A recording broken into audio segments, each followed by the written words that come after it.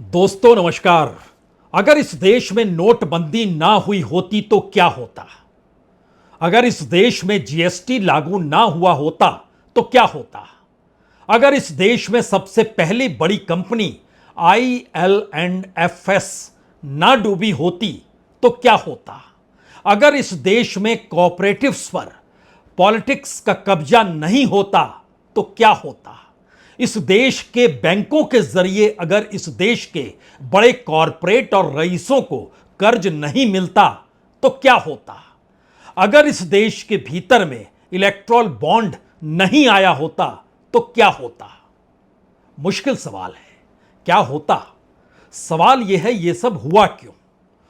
और अगर हुआ तो क्या राजनीतिक सत्ता की ताकत उस पूंजी में छुपी हुई है जिस पूंजी पर कब्जा कॉरपोरेट का होता है, और कॉरपोरेट के कब्जे के साथ सत्ता का नेक्सस एक क्रोनी कैपिटलिज्म से आगे निकलकर भागीदारी के साथ जुड़ते चला जाता है।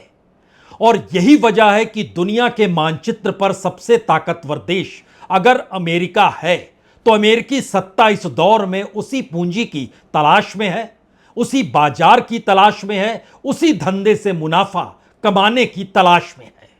शायद इसीलिए हर कोई घूस देने को तैयार है। कोई अपना हवाई जहाज घूस दे रहा है तो कोई होटल दे रहा है। यह बात मिडिल ईस्ट की है, यह बात वियतनाम की है। लेकिन एक क्षण के लिए आज इसे भारत की राजनीति के भीतर घुसने से पहले छोड़ दीजिए और जरा समझने की कोशिश इस बात से कीजिए कि 2014 के बाद और 2014 से पहले वो कौन सी परिस्थिति थी जिसमें एक आवाज तो उठती थी इस देश के भीतर में, विदेशी माल का बहिष्कार कीजिए, स्वदेशी माल अपना लीजिए। एक आवाज तो उठती थी कि चीनी माल बिल्कुल भारत के बाजार में नहीं आना चाहिए। एक आवाज तो उठती थी कि पश्चिमी देशों की पूंजी भारत के स्ट्रेटेजिक सेक्टर में निवेश नहीं होनी चाहिए। एक आवाज तो उठती थी, कम से कम अमेरिका के साथ खड़े मत होइए, रशिया आपका पारंपरिक और पुराना मित्र है। 1971 के युद्ध के वक्त वही साथ खड़ा हुआ था। इन तमाम आवाजों का भी क्या कोई मतलब है? और अगर मतलब है तो आइए आज एक ऐसी डायरी खोलते हैं जिस डायरी के आसरे आप धीरे धीरे सब कुछ समझ जाएंगे। 2001 का वाकया है। भारत के प्रधानमंत्री संघ के प्रचारक रह चुके अटल बिहारी वाजपेयी थे, जैसे मौजूदा वक्त में संघ के प्रचारक रह चुके नरेंद्र मोदी भारत के प्रधानमंत्री हैं। उस वक्त बहुमत नहीं था अटल बिहारी वाजपेयी के सामने, गठबंधन की सरकार थी और यह कहा गया कि दरअसल अलग अलग क्षेत्रों में, यहां तक कि बीमा क्षेत्र तक में विदेशी पूंजी निवेश करने की इजाजत मिलनी चाहिए, दे दी जाए। जिक्र डिफेंस का भी हुआ था।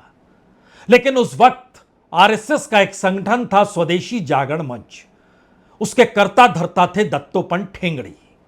दत्तोपंत ठेंगड़ी, उनके साथ गोविंदाचार्य की मौजूदगी, उस दौर में संघ और सरकार के बीच पुल का काम करने वाले मदन दास देवी और कहीं से ज्ञान देते हुए सामने आने वाले गुरुमूर्ति, जो इस वक्त आरबीआई के बोर्ड में है और आरबीआई जो एक से एक फैसले लेता है और जितने बड़ी तादाद में डिविडेंड यानी मुनाफा सरकार को सौंप रहा है, जो इस बार रिकॉर्ड है तकरीबन 2,70,000 करोड़ रुपए।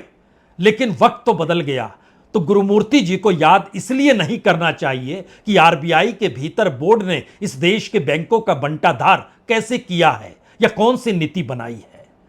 मसला तो यह है कि इस दौर में क्या स्वदेशी का राग कोई मायने रखता है? विदेशी निवेश कोई मायने रखता है? अंतर्राष्ट्रीय सामानों को लेकर कोई वाकई बहिष्कार की स्थिति होती है?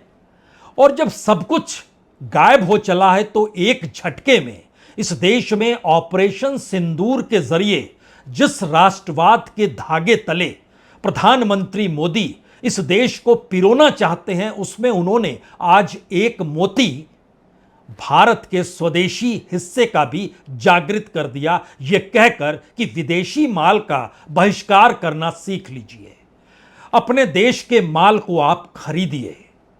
तो पता नहीं क्यों अटल बिहारी वाजपेयी और फिर मनमोहन सिंह होते होते नरेंद्र मोदी की मौजूदा स्थिति एक झटके में उन दायरे की पन्नों से निकलने लग गई।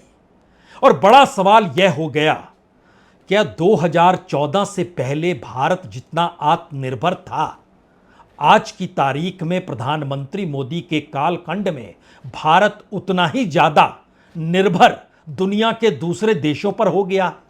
यानी आत्मनिर्भरता कम हो गई है।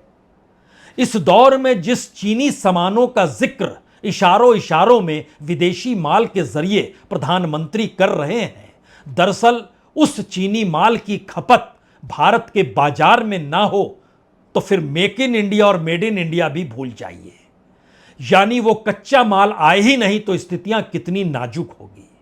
और इस देश के भीतर भारत का जो पूरा मैन्युफैक्चरिंग सेक्टर है, या कहें जो उत्पादन प्रणाली है, और जो भारत का मुख्य कोर सेक्टर है जो 8 सेक्टर से जुड़ा हुआ होता है, वो सब कुछ धराशायी क्या इसलिए हो चुका है कि भारत अपनी निर्भरता पर बिल्कुल नहीं है।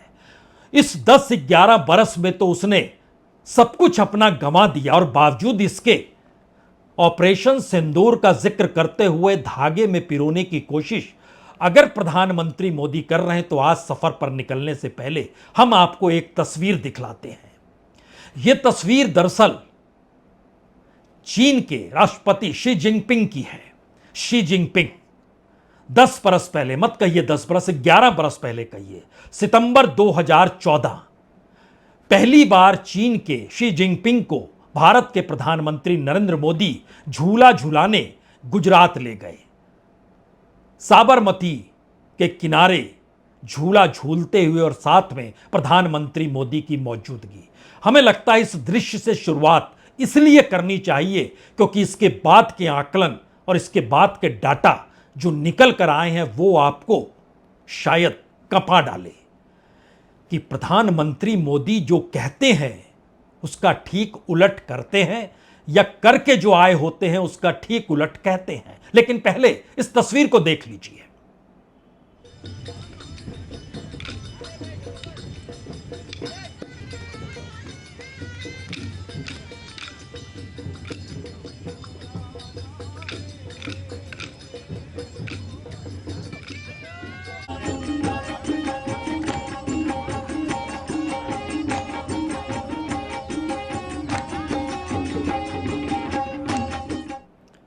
वाकई बड़ा मनोरम दृश्य है। गीत है, संगीत है, संस्कृति है, और इन सब के बीच चीन के साथ गलभैयां डाले हुए प्रधानमंत्री मोदी की मौजूदगी है। अब यहां पर सवाल यह है कि चीन के साथ जो व्यापारिक रिश्ते बढ़ते चले गए, वो मनमोहन सिंह के काल में एक्सपोर्ट इंपोर्ट कितना था, और प्रधानमंत्री मोदी के काल में वो एक्सपोर्ट इंपोर्ट कितना हो गया। इसीलिए 2 कालखंड में आज स्थितियों को शुरुआत में समझ लीजिए। चीन के साथ व्यापारिक रिश्तों को लेकर 2004 से 2014 और 2014 से 2024 मनमोहन सिंह के हाथ में जब सत्ता आई, यानी अटल बिहारी वाजपेयी जब सत्ता छोड़कर चले गए, उस वक्त भारत जो इंपोर्ट कर रहा था माल, यानी चीन से जो माल आ रहा था, वो सिर्फ $7 बिलियन का था 2004 में, यानी लगभग 59,000 करोड़। जब मनमोहन सिंह जा रहे थे उस वक्त जो चीन से सामान आ रहा था वो 7 बिलियन से बढ़कर 31 बिलियन डॉलर हो गया, यानी लगभग 2,64,000 करोड़। यानी एक झटके में जो तादाद बढ़ी इन 10 बरस के भीतर चीन से आने वाले माल को लेकर, वह 24 बिलियन डॉलर की बढ़ी, यानी तकरीबन 2,05,000 करोड़ की। अब जब मनमोहन सिंह चले गए, जो कि छोड़कर गए थे, जो चाइना से माल आता था 31 बिलियन डॉलर, वह 2024 में बढ़ते बढ़ते 113 बिलियन डॉलर हो गया। यानी जो बढ़ते बढ़ते 82 बिलियन डॉलर और ज्यादा बढ़ गया, यानी 7 लाख करोड़ से ज्यादा चीन के जरिए सामान हमारे घरों में आने लगा। यानी भारत जो इससे पहले जितना सामान मंगाता था उसकी तुलना में यह लगभग कई गुना ज्यादा हो गया, और इसीलिए भारत की मशीनरी, भारत के केमिकल्स, भारत के भीतर का टेक्सटाइल, भारत के भीतर का फार्मा सेक्टर, सब कुछ चीन पर निर्भर हो गया। और अगर आप इसके उलट देखना चाहते हैं कि भारत चीन को भी तो कुछ माल दे रहा था, बिल्कुल दे रहा था। 2004 में वो $5.6 बिलियन का सामान चीन को दे रहा था, यानी 47,000 करोड़ का। जब मनमोहन सिंह जा रहे थे उस बरस $17 बिलियन का हो गया था। $17 बिलियन यानी 1,45,000 करोड़ रुपया। और अब पिछले बरस जो है, जो भारत जो सामान बेच रहा है वह 2014 से भी कम हो गया, यानी हम जो एक्सपोर्ट कर रहे हैं वो कम हो गया। $17 बिलियन से घटकर हम $14.25 बिलियन पे आ गए, यानी तकरीबन 1,45,000 करोड़ का जो सामान 2014 में हम भेज रहे थे वो पिछली बरस घट के 1,21,000 करोड़ का हो गया। 11 बरस से सत्ता प्रधानमंत्री मोदी की है। इस दौर में निकटता जिस तर्ज पर उभर कर आई उसने समूची दुनिया को चौंकाया भी था। जब शी जिनपिंग अहमदाबाद गए थे, और उसके अगले बरस एक बार फिर पूरी दुनिया चौंकी थी जब प्रधानमंत्री मोदी नवाज शरीफ को जन्मदिन की बधाई देने लाहौर पहुंच गए थे। एक झटके में पूरी दुनिया चौंकी थी, यह नया रिश्ता शायद सार्क से आगे का होगा। लेकिन इस झटके में भारत की डिफेंस नीति उसके बाद और बढ़ती चली गई और दुनिया में भारत हथियार खरीदने में पहले नंबर पर आकर खड़ा हो गया। यानी सऊदी को भी पीछे छोड़ दिया गया और दुनिया के अलग अलग देशों से भारत में सामान आने लगा। निकटता दिखाई तो ऐसी दिखाई कि शी जिनपिंग अहमदाबाद पहुंच गए, निकटता दिखाई तो ऐसी दिखाई कि नवाज शरीफ के जन्मदिन की बधाई देने लाहौर पहुंच गए, और निकटता दिखाई तो ऐसे दिखाई कि ट्रंप को चुनाव में जिताने के लिए अब की बार ट्रंप सरकार का नारा भी प्रधानमंत्री मोदी ने दे दिया। निकटता के बीच किसी ने साथ दिया या नहीं दिया, या फिर पहली बार ऑपरेशन सिंदूर की परिस्थितियां और उसके साथ अमेरिकी ट्रेड वार की स्थितियों ने भारत को एक झटके में एक ऐसी स्थिति में लाकर खड़ा कर दिया है जहां पर अब उसके सामने चुनौती है। अगर देश को अपने पैरों पर खड़ा नहीं किया गया तो फिर चीन पर निर्भरता इतनी ज्यादा बढ़ जाएगी कि भारत में कोई भी सामान बिना चीन के चलेगा ही नहीं। और स्थिति उससे ज्यादा विकट यह होगी कि अंतर्राष्ट्रीय तौर पर वो सामरिक महत्व की चीजें हो या फिर किसी भी संबंध और बाजार को लेकर कोई भी नया राग दुनिया अपना रही हो, भारत सिर्फ और सिर्फ खरीदार रहेगा। यानी भारत अपने तौर पर अपनी निर्भरता को कैसे खत्म कर गया, यह महज चाइना के जरिए मत समझिए। चाइना सबसे बड़े देश की तर्ज पर मौजूद है जिसके साथ हमारा व्यापारिक घाटा सबसे बड़ा है, क्योंकि समूची दुनिया के भीतर भी अगर हम अपने एक्सपोर्ट इंपोर्ट को देखें तो 2004 में हम 80 बिलियन का एक्सपोर्ट जो था कर रहे थे, और 2014 में ये एक्सपोर्ट 321 बिलियन तक आ गया। यानी 80 से 321 बिलियन तक हम पहुंच गए एक्सपोर्ट करने में, और आज की तारीख में हम 825 बिलियन तक पहुंच गए हैं। इसमें भी कोई दो बात नहीं, रफ्तार पकड़ी गई है। लेकिन इंपोर्ट जो 501 बिलियन डॉलर का 2004 में हो रहा था, मनमोहन सिंह ने उस इंपोर्ट को कम कर दिया और 501 बिलियन डॉलर जो 2004 में था वह 2014 में घटकर 460 बिलियन डॉलर पे आ गया, और 2024 में वो बढ़ते बढ़ते 915 बिलियन डॉलर तक पहुंच गया, दुगने से ज्यादा। यानी एक ऐसी स्थिति है इस दौर में, अगर भारत के सामानों को अंतर्राष्ट्रीय बाजार के तौर पर आप परखना चाहते हैं तो फिर इस दौर में भारत की निर्भरता कहां है? भारत की निर्भरता दुनिया के दूसरे प्रोडक्ट्स को लेकर देशों के ऊपर है, और यही भारत की व्यापार नीति है। और इस व्यापार नीति को करने के लिए कोई भारत की आम कंपनी का व्यक्ति तो निकलेगा नहीं, स्टार्टअप और एमएसएमई तो निकलेंगे नहीं, बड़े बड़े कॉरपोरेट निकलेंगे। इसीलिए भारत के भीतर के कॉरपोरेट्स का विस्तार जिस तेजी के साथ हुआ, दरअसल उसी ने अंतर्राष्ट्रीय मंच पर तमाम समझौतों को अंजाम दिया। और भारत के भीतर जो पब्लिक सेक्टर की पूरी कमाई जो पूरा इंफ्रास्ट्रक्चर है, जो तकरीबन 17 साढ़े 17 लाख करोड़ का है, पीएसयू का जो पूरा इंफ्रास्ट्रक्चर है, उससे कहीं ज्यादा पैसा इस देश के अरबपति और कॉरपोरेट और बिजनेसमैन को माफ बैंक कर देती है। उससे कहीं ज्यादा नेटवर्थ इन 10 वर्षों में उन्हीं का बढ़ जाता है। यानी हमारी अपनी निर्भरता हमारे अपने प्रोडक्ट को लेकर, हमारे अपने ह्यूमन रिसोर्स को लेकर इस दौर में गायब हो गई। और इन सब के बीच अगर अब दुनिया के सामने ऐसी स्थिति आकर खड़ी हो गई है, तो प्रधानमंत्री मोदी जब कहते हैं कि देखिए हमारे यहां गणेश जी भी छोटी आंख वाले विदेश से लाए जाते हैं और हमें इस देश को बनाना है, तो फिर विदेशी माल को बहिष्कार तो करना ही होगा। लेकिन इन्हीं 10 वर्षों में बतौर प्रधानमंत्री जो आर्थिक नीतियां दुनिया ने भारत की देखी, उसमें कॉरपोरेट था, पूंजी था, एक पूरा स्ट्रक्चर था जिसने भारत की देसी राजनीति को भी कैसे प्रभावित किया, यह हम आपको बताएं। उससे पहले आज प्रधानमंत्री जब स्वदेशी का राग दे रहे हैं, तो सुनिए उनकी बात। अब हम कोई विदेशी चीज का उपयोग नहीं करेंगे। हम गांव-गांव व्यापारियों को शपथ दिलवाएं, व्यापारियों का कितना ही मुनाफा क्यों ना हो, आप विदेशी माल नहीं बेचोगे। लेकिन दुर्भाग्य देखिए, गणेश जी भी विदेश से आ जाते हैं। छोटी आंख वाले गणेश जी आएंगे, गणेश जी की आंख भी नहीं खुल रही है। देश को अगर बचाना है, देश को बनाना है, देश को बढ़ाना है, तो ऑपरेशन सिंदूर ये सिर्फ सैनिकों के जिम्मे नहीं है। ऑपरेशन सिंदूर 140 करोड़ नागरिकों के जिम्मे।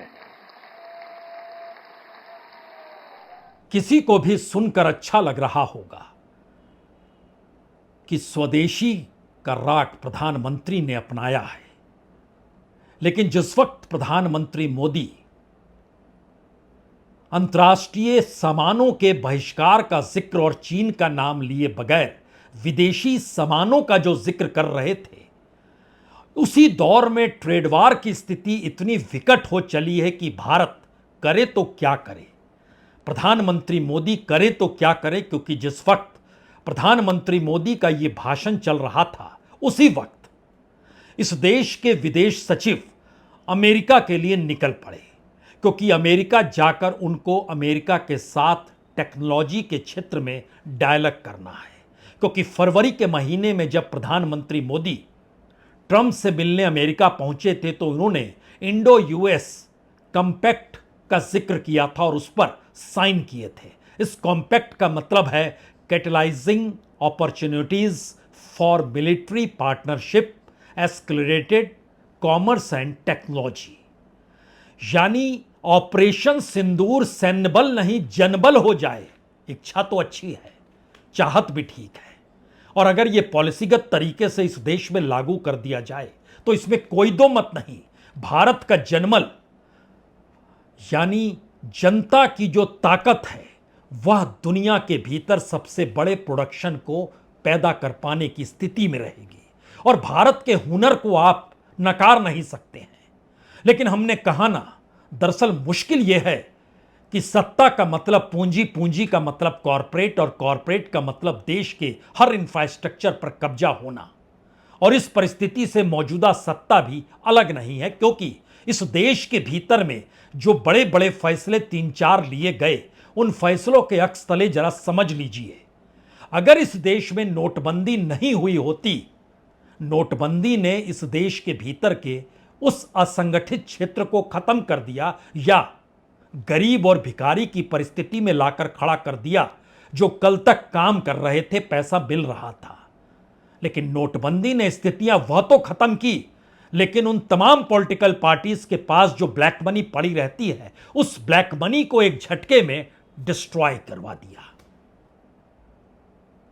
यानी पॉलिटिक्स के तौर पर पैसा एक ही पार्टी के पास रहना चाहिए, बाकी किसी पॉलिटिकल पार्टी के पास कोई पैसा नहीं रहना चाहिए। यानी वाकई 2014 के बाद इस देश के भीतर की अर्थनीति, इस देश के भीतर की राजनीति और सामाजिक ढांचा बिल्कुल नए सिरे से मथा गया, जिसकी शुरुआत नोटबंदी से होती है। और फिर ध्यान दीजिए, माना गया कि व्यापारी तो बीजेपी के साथ खड़ा है, लेकिन एक झटके में जीएसटी जिस तर्ज पर लाया गया, जीएसटी को लाना और जीएसटी को जिस तर्ज पर लाया गया, दोनों में बड़ा व्यापक अंतर है। जब मनमोहन सिंह की सरकार थी तब जीएसटी की बहस होती थी एक देश एक टैक्स, यानी व्यापारियों से एक ही टैक्स लिया जाए, वो राज्यों के टैक्स में ना बटे, सेंटर के टैक्स में ना बटे, एक तरह से टैक्स लीजिए, रियायत और राहत होनी चाहिए, लेकिन उसमें स्लैब बनाए गए 5%, 12%, 18%, 28%। संयोग है कि आज बैठक होनी है और कहा जा रहा है कि 12% खत्म कर देते हैं। देखें क्या निर्णय होता है, यह तो दूर की गोटी है, लेकिन इस देश के भीतर में जीएसटी के जरिए माल को गोदाम से निकालना और खरीदार तक पहुंचाने की परिस्थितियों के भीतर जो पाइपलाइन थी वो इतनी करप्ट हो गई कि सड़क की जगह लगा नोट ही बिछे हुए हैं और नोट आपको लुटाते चलना है और तभी आपका ट्रक माल लेकर आगे बढ़ेगा। यानी एक अद्भुत ढांचा कंप्यूटर के भीतर और बाहर दोनों तरफ नजर आने लगा।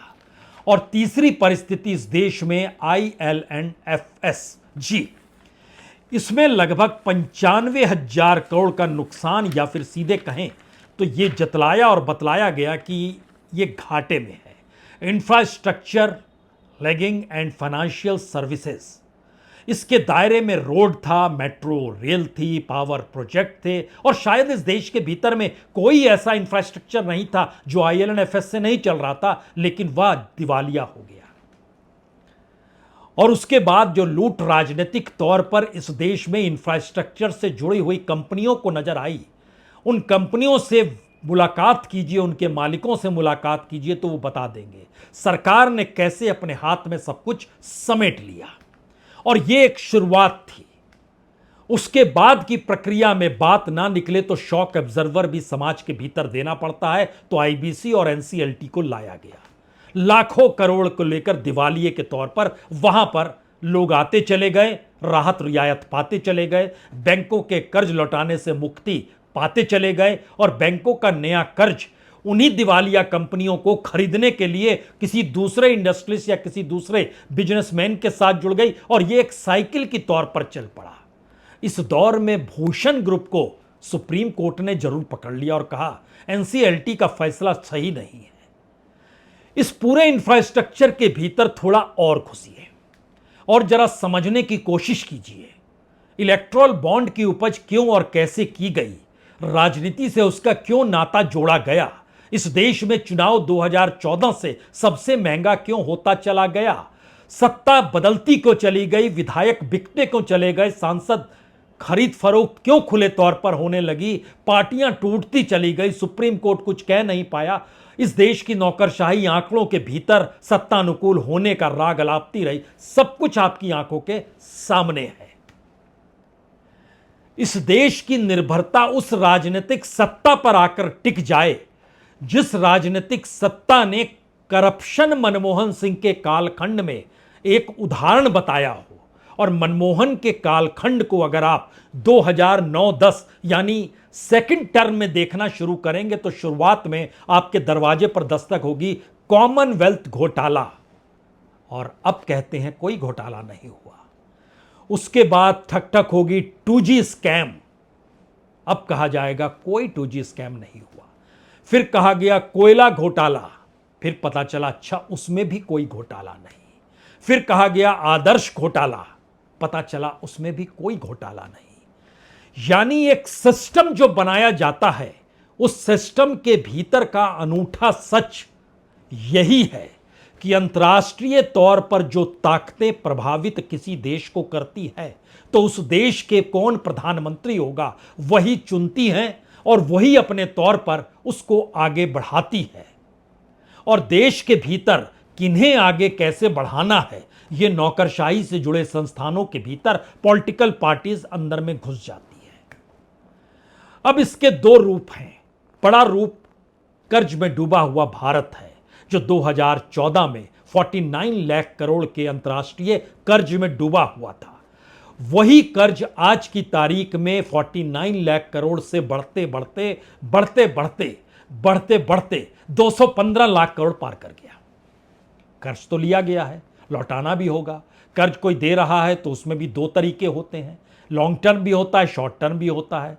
लॉन्ग टर्म में आपको बहुत सारी पॉलिसीज माननी पड़ती है।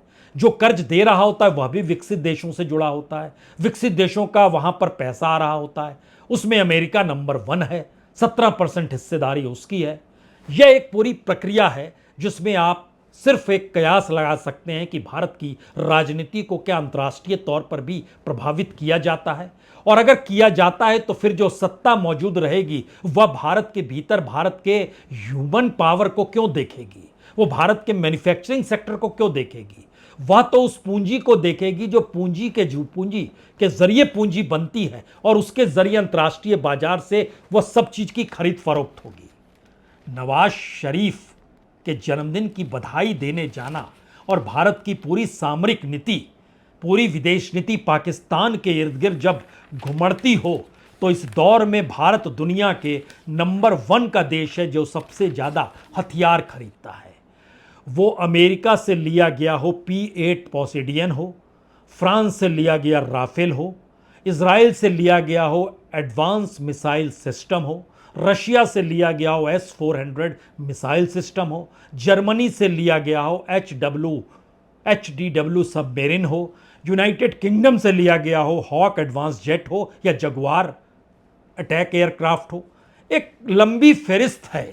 आप उस रास्ते पर निकल जाइएगा तो फिर आखिर की 3 बातें जो सबसे महत्वपूर्ण नजर आएंगी। पहली बात, भारत की निर्भरता 2014 तक जैसी भी थी, जिस रूप में भी मौजूद थी, उसमें वो बैंकों से EMI भरने का प्रचलन ही क्यों ना हो, लेकिन भारत का अनऑर्गेनाइज सेक्टर और ऑर्गेनाइज सेक्टर के बीच अगर दोनों जगहों पर 100-100 लोगों की मौजूदगी थी तो मोदी काल में अनऑर्गेनाइज सेक्टर में 100 लोगों से घटकर 20 लोग हो गए और ऑर्गेनाइज सेक्टर में 100 लोगों से घटकर 42 लोग बचे। 58 लोग इस दौर में या तो कॉन्ट्रैक्ट में आए या डेली वेजेस पे आए या नौकरियां गायब हो गई। अनऑर्गेनाइज सेक्टर की इतनी ताकत बची नहीं नोटबंदी के बाद कि वह 100 लोगों को संभाल सके। परिस्थितियां नाजुक हो गई। यह एक अंदरूनी ढांचा है जो मनमोहन काल और इस दौर में आकर अटकता है। दूसरी बात, इस दौर में जो पॉलिटिकल तौर पर भारत के भीतर के कॉरपोरेट थे, उन कॉरपोरेट की हिमायती मनमोहन सिंह सरकार नहीं थी ऐसा कोई नहीं कहेगा, लेकिन भारत की जीडीपी के भीतर अगर 1 लाख करोड़ की जीडीपी है तो उसमें कॉरपोरेट की हिस्सेदारी 20,000 करोड़ की थी मनमोहन सिंह के कालखंड में। लेकिन मोदी के कालखंड में अगर आपकी जीडीपी 1 लाख करोड़ की है तो जो कॉरपोरेट की हिस्सेदारी है वह 20,000 करोड़ नहीं बल्कि वह तकरीबन 62,000 करोड़ तक पहुंच गई। तीसरी स्थिति, अंतर्राष्ट्रीय तौर पर भारत लगातार प्रयास करते रहा कि दुनिया के बाजार से कम माल मंगाया जाए। इसीलिए भारत का इंपोर्ट 2004 से 2014 के बीच पहली बार घट जाता है और 2014 के बाद 2024 तक पहली बार दुगना हो जाता है। और जो हम अपना माल एक्सपोर्ट कर रहे हैं उसमें रवानगी तो आती है, लेकिन चुनौतियां बड़ी इसलिए हो गई इस ट्रेड वार के दौर में कि दुनिया के ऊपर जो हम टैक्स लगाते थे वो टैक्स अगर भारत के बराबर के टैक्स की स्थिति में आकर खड़ा हो गया तो भारत में प्रोडक्शन कॉस्ट इसलिए ज्यादा है क्योंकि यहां पर सिस्टम नहीं है और साथ ही यहां पर मास लेवल पर प्रोडक्शन नहीं है। इंडिविजुअल लेवल पे प्रोडक्शन एग्रीकल्चर से लेकर इंडस्ट्रियल बेल्ट तक की परिस्थिति है, मास लेवल पर नहीं है। तीनों परिस्थितियों के बीच प्रधानमंत्री मोदी के आज में स्वदेशी जागरण मंच की परिस्थितियों को खोजते हुए एक स्वयंसेवक की तर्ज पर खुद को रखने की सोच या फिर इस देश को अंतर्राष्ट्रीय बाजार में बेचकर उससे कमाने की परिस्थितियों में इजाफा करना, कहां पर खड़े हैं खुद तय कर लीजिएगा। सारी हकीकत आपके सामने है। बहुत बहुत शुक्रिया, बहुत बहुत शुक्रिया।